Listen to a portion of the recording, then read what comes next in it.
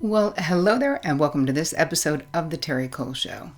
Now, this is for all the mamas out there. Have you ever experienced mom guilt, especially if you are a working mom? Like you're trying to get it all done, and inevitably you end up feeling like somehow you're failing in one area or another. Anybody?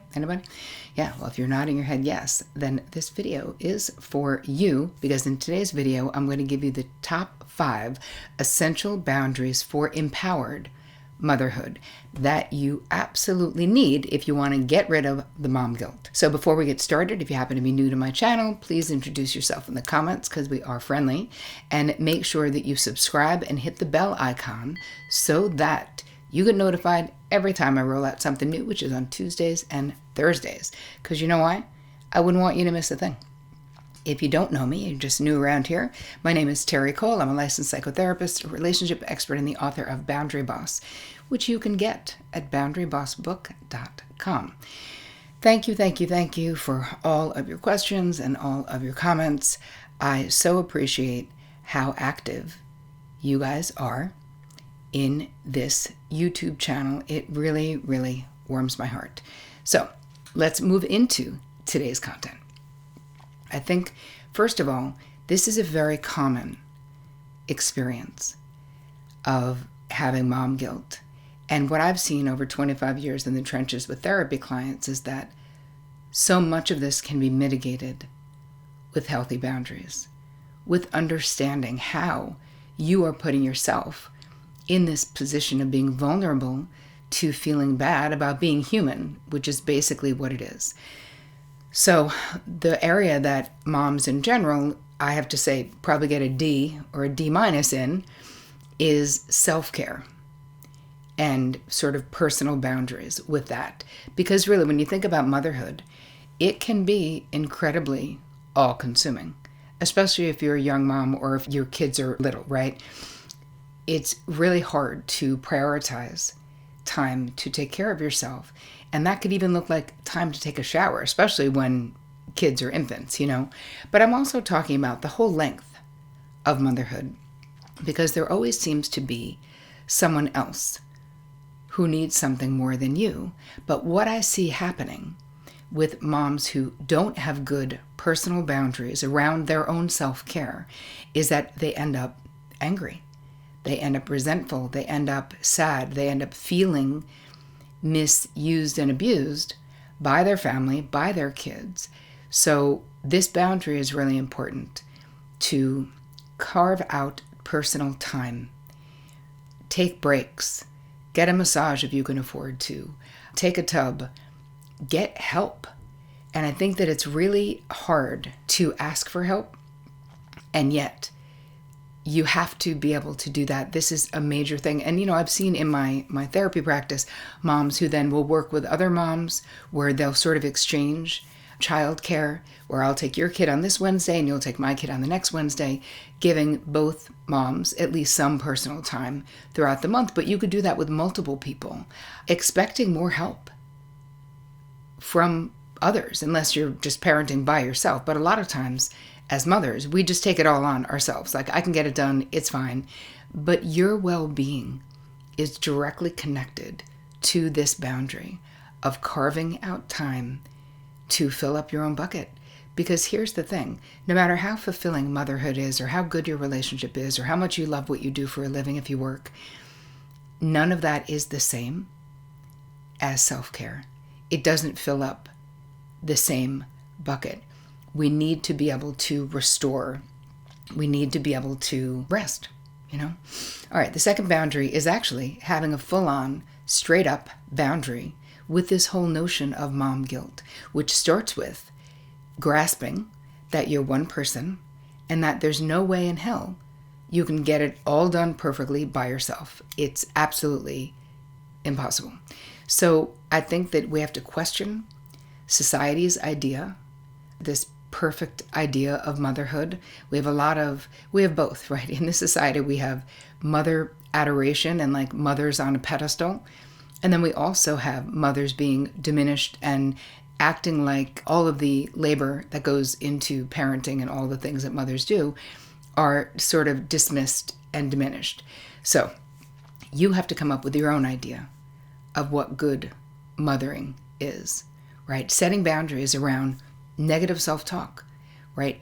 Prioritizing your own self-compassion and self-care, as we said before. This can help you, but I feel like we have to get rid of the completely unrealistic idea of being any kind of a perfect mother. In psychotherapy, we talk about good enough mothering. I think that was Winnicott who came up with that, where kids are very resilient and they don't need perfect mothering or parenting. They need present mothering or parenting.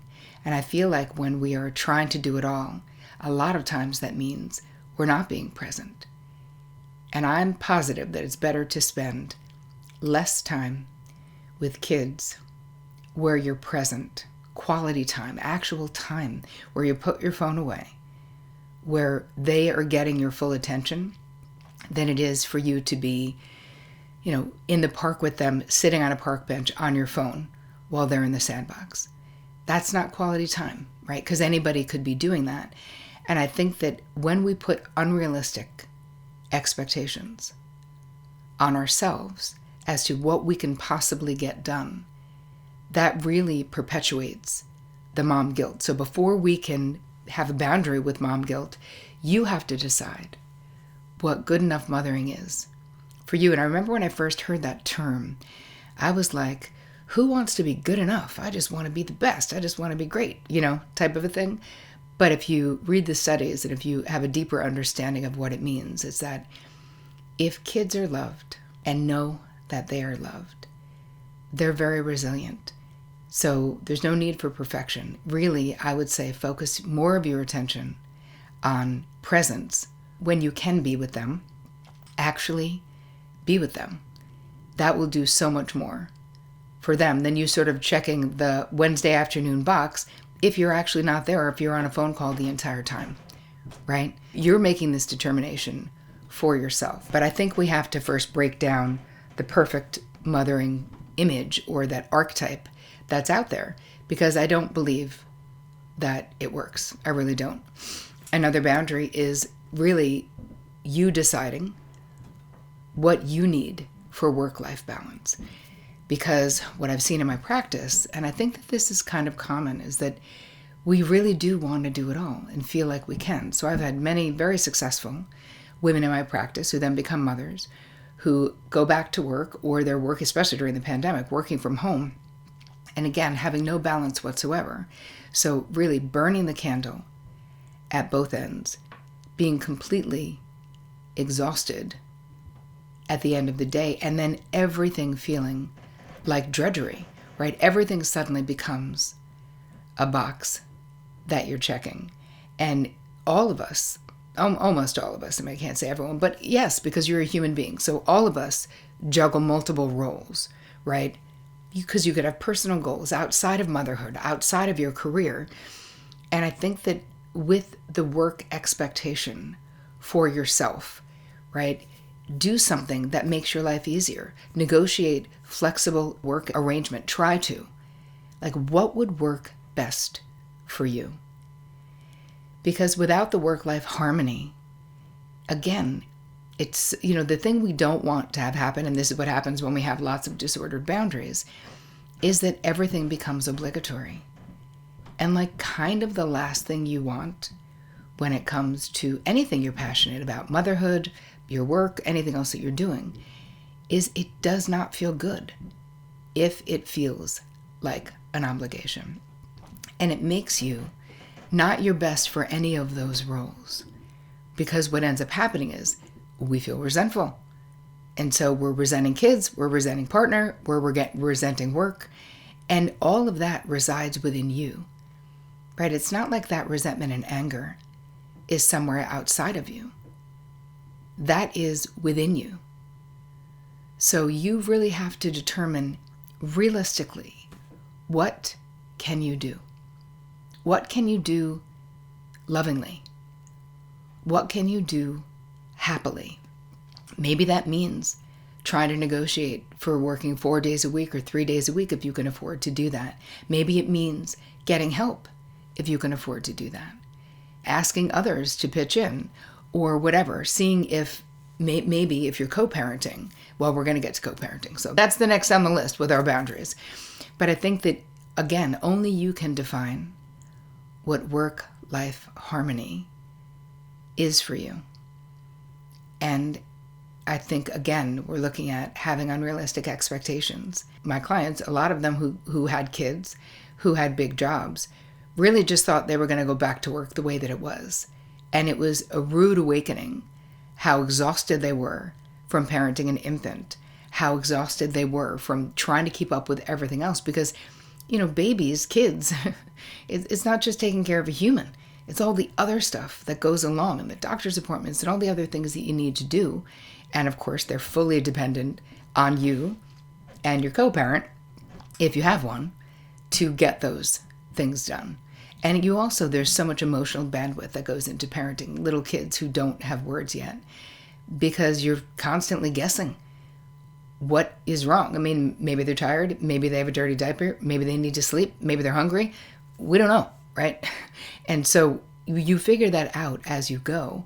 But in the beginning, that can be incredibly stressful as well. So when you have better work-life harmony, you have more time to almost sort of master the art to a degree of parenting or of understanding that your particular kid, The next boundary is navigating co-parenting. So the boundaries around this, whether you are in a relationship with the co-parent, like still, or whether you're divorced or separated, there is still so much to be negotiated. And again, I find that with my clients who have, come into me exhausted or autoimmune disorders or whatever their presenting problem is that gets them in the office, is they're doing so much more than their share.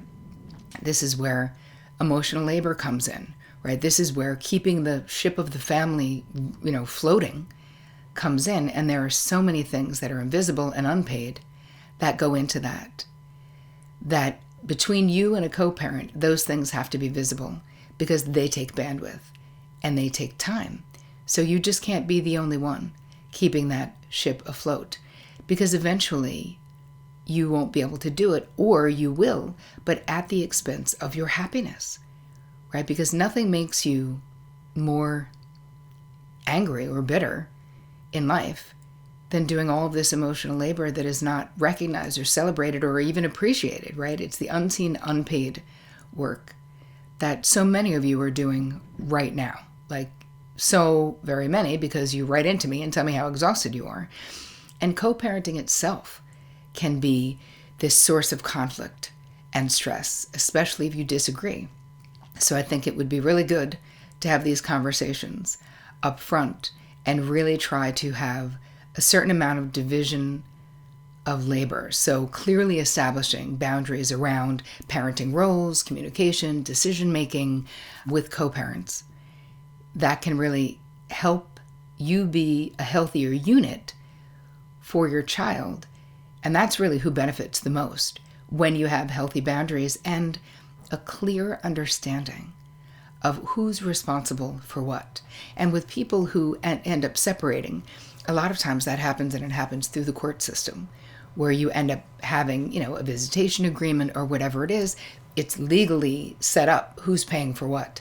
And a lot of times we don't do that in relationships where you stay together with the partner, because a lot of times we do a lot of projecting or positive projecting where we assume that we're going to be on the same page, right? Positive projection is that we think other people think like us, or we project our positive attributes of nurturing or whatever it is onto others, as if everyone has what we have, which is, of course, not actually true in life. So communication and transparently establishing boundaries and an equitable separation, division of labor is so incredibly helpful for everyone involved. And this is something that if you're pregnant now, or if you're thinking about having kids, that you can be proactive and you can talk about this stuff sooner than later, Because a lot of times, once we get into the situation and it's being revealed that we're not on the same page, like, don't wait. Have the conversation immediately, or if you have the time, do it proactively. And do it proactively as the kids are growing up, because every phase of development of children is going to require different boundaries and interactions from the adults in the situation, right? Because you're not going to parent a 15-year-old the same way that you parent a 5-year-old, because it's not appropriate.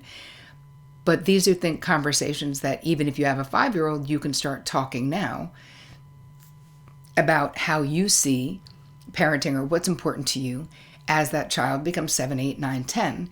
Again, so that now you are actually establishing what being on the same page actually looks like, instead of making an assumption that you're on the same page. All right, another, probably one of, well, not the biggest, but it's a big area of difficulty for mothers, is having boundaries with extended family and friends and neighbors and other people.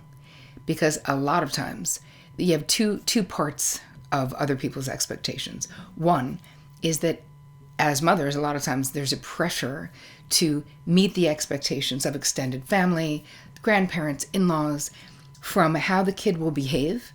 Like if someone's like, tell him to kiss great grandma, and if you don't force your kid to be physical with other people, you have to be able to have the boundary that says, actually, it's going to be Noah's choice whether he wants to high five grandma or fist bump grandma or just wave to grandma. Like, he may not want to hug her, and that has to be okay if that's what your boundary is for your child normally. And that can be hard.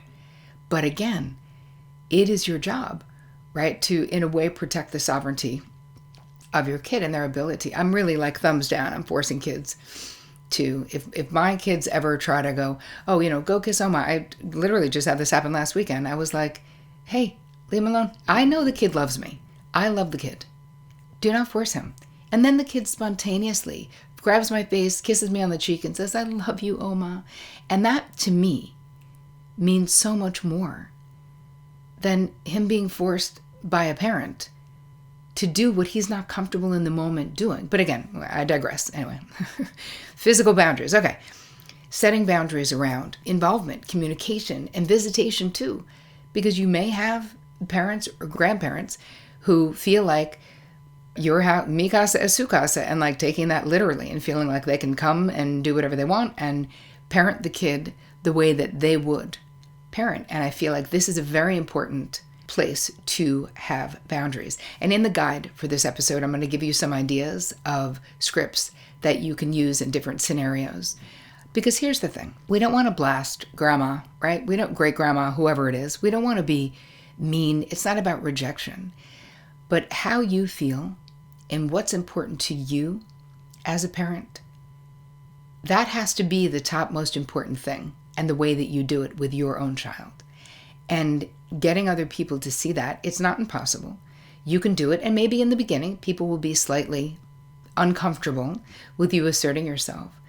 But you will ultimately be more uncomfortable if you are not standing up for what you think is right for your own child. So these boundaries can be sticky, they can be complicated, but here's the thing. You can do it, and it's your right and your obligation to do what you think is right when it comes to boundaries in all of these situations. And sometimes you just need a good coach, and I'm here for you, and sometimes you just need some good scripts or some sentence starters to sort of get you moving in the right direction. So I would love to hear from you. I hope that this episode added value to your life. I hope that it gave you some confidence that how you feel, what you think, and what you want should matter to you more than what anyone else thinks, wants, and feels. That is what I am telling you right now. So I hope you guys have an amazing week. And as always, take care of you.